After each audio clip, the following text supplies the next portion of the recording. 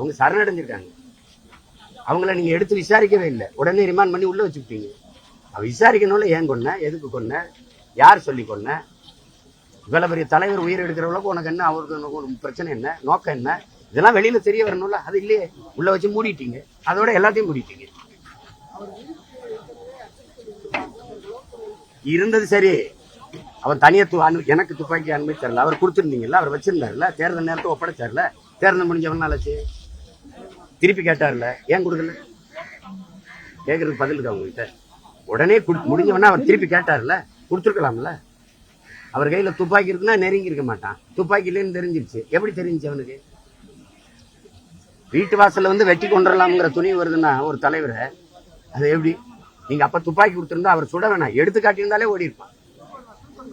தமிழ்நாட்டுல ஒரு தனி மனிதனுக்கு இந்த அளவுக்கு தான் பாதுகாப்பு இருக்கானா? தனி மனிதனுக்குன்னு என்ன சொல்றீங்க? நாட்டு மக்களுக்கு எவ்வளவு? நீங்க 31 நாட்கள்ல 133 படுகொலை நிகழ்ந்திருக்கு. ஒரு அறியப்பட்ட எல்லாரும் தெரிஞ்ச ஒரு தலைவருங்கனால பழிச்சுன்னு வெளியிட தெரியுது. இப்ப நான் என்ன சொல்றேன், கள்ளக்குறிச்சி கள்ளச்சாராய் இதுலயே ஏற்கனவே மரக்காணத்துல செத்த போது நீங்க எச்சரிக்கை இல்லை, திருப்பி இங்க 50-60 பேர் 70 பேர் செத்த பிறகுதான் வெளியிட தெரியுது. ஆனா அவர் சாகலைன்னா வித்துக்கிட்டு தானே இருந்திருப்பாங்க, செத்தவனதான் வெளியிட தெரியுது. அப்ப அது வரைக்கும் அது மாதிரி இவர் இறந்த பிறகுதான் கொலை செய்யப்பட்டவர் தான் பழிச்சுன்னு தெரியுது. கணக்கு பார்த்தா 31 நாள்ல 133 படுகொலை நடந்தது இவரோட சேர்த்து. அப்ப என்ன பாதுகாப்பு இருக்கு? இவருக்கே இல்லை அப்படின்னா, இவ்வளவு செல்வாக்கு பெற்ற ஒரு தலைவனுக்கு இல்லைன்னா சாதாரண குடிகளுக்கு, சாதாரண பெண்களுக்கு என்னவா இருக்கு? அப்ப எதுக்கு நீங்க சட்டம் ஒழுங்கு சிறப்பான இதெல்லாம் நம்ம எதுக்கு பேசணும்?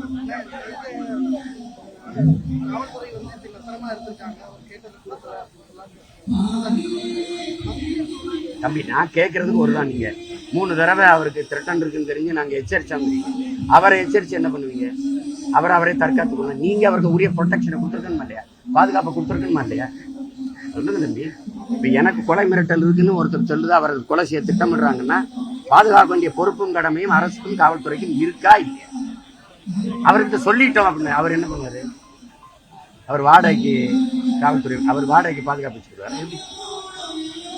அவர்கிட்ட சொல்லிட்டோமுங்க, அவர் கவனக்குறைவா இருந்தார். இதை சொல்றதுக்கு ஒரு காவல்துறை, ஒரு அரசு, ஒரு நிர்வாகம் தம்பி. 8 பேர் கைது செஞ்சிருக்காங்க, உண்மையான குற்றம் கைதுன்னு திரும்ப திரும்ப சொல்லாத. கைதா சரணடைஞ்சாங்களா? முதல்ல சரணடைஞ்சாங்களா கைது செஞ்சாங்களா? கைது செஞ்சாங்கன்னா எங்க வச்சு கைது செஞ்சீங்க? எங்க இருந்தாங்க, எங்க போய் பிடிச்சு எங்க கைது செஞ்சீங்க? அதுக்கான இதா இருக்க.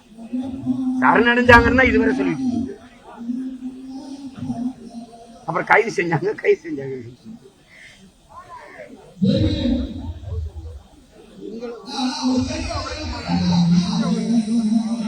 ஒரே நோக்கம், வெவ்வேறு தளம், வெவ்வேறு களம். நாங்க 2 பேரும் சந்திக்கும் போது நான் ஒரு இந்திய கட்சி, இந்திய தேசிய அரசியல் வேண்டான்னு ரொம்ப நேரம் தர்க்கம் செஞ்சேன். அவர் அதுக்கு முன்னாடி சேர்ந்துட்டாரு. நான் தொடங்குறதுக்கு முன்னாடி 7லே சேர்ந்துட்டாரு, நான் 10ல தான் தொடங்கினேன். அவர் ரொம்ப நேரம் பேசணும், அண்ணா அது நான் போயிட்டேன்னு அப்படின்னாரு. சரி, அங்கேயே இருங்க, அங்கே இருந்து நீங்க இயங்குங்க. ஆனால் அவரு இங்க இருக்கிற பிள்ளைகளை படிக்க வச்சு, இங்க இருக்கிற மக்களுக்கு அவர் பாருங்க தமிழ் சமூக ஓர்மையெல்லாம் பேசியிருப்பாரு. எத்தனை நாளைக்குடா நம்ம படையாச்சி பறையன்னு சண்டை போடுறது, தேவத்தை வந்து சண்டை போட்டு நம்ம ஒற்றுமை இல்லாதனாலதான் நம்ம உரிமை இழந்து நிற்கிறோங்கிறதெல்லாம் பேசுறாரு. அதெல்லாம் அது நான் பேசுற அரசியல வேற தளத்துல அவர் பேசுறாரு, அவர் சொன்னது நான் வேற தளத்துல. அதனால ஒரே நோக்கம், வெவ்வேறு தளத்துல ஒரு களத்துல நின்று அண்ணன் தம்பிங்க நாங்க. அதுல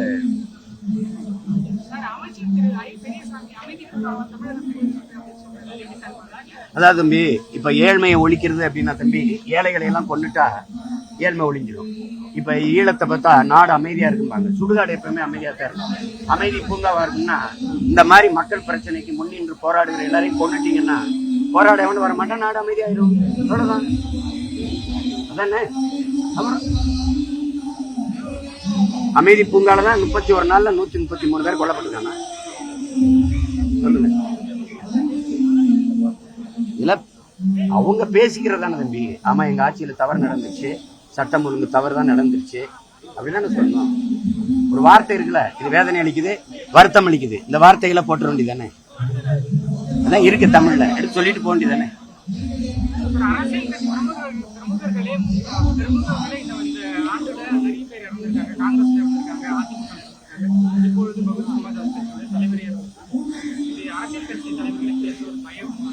கொலை செய்யலாம், 90 நாள்ல வெளியில வந்துடலாங்கிற நிலைமை இருக்கிறதுனால எனக்கு தெரிஞ்ச நிறைய பேர் 11 கொலை செஞ்சுட்டு வெளியில வந்தவங்க, 9 கொலை செஞ்சுட்டு வெளியில வந்தவங்கள நான் பாக்குறேன். அப்ப தண்டனைன்னு ஒண்ணு இல்ல.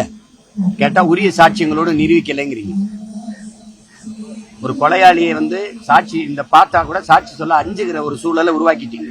அவர் சாட்சி சொல்லிட்டு வெளியில வந்தா அந்த கொலையாளிக்கு வேண்டிய இன்னொருத்த கோர்ட் வாசலையோ வீட்டு வாசலையோ கொள்றதுக்கு வாய்ப்பு இருக்கிறதுனால மக்கள் அச்சப்படுறாங்க. அப்ப அந்த உறுதித்தன்மை, அந்த பாதுகாப்பு உங்களால தர முடியாதனாலதான் இன்னைக்கு சாட்சியங்கள் இல்லாம பல குற்றங்கள் மறைக்கப்படுது, குற்றவாளிகள் வெளியில வாழ முடியுது. இதுதான் பிரச்சனை.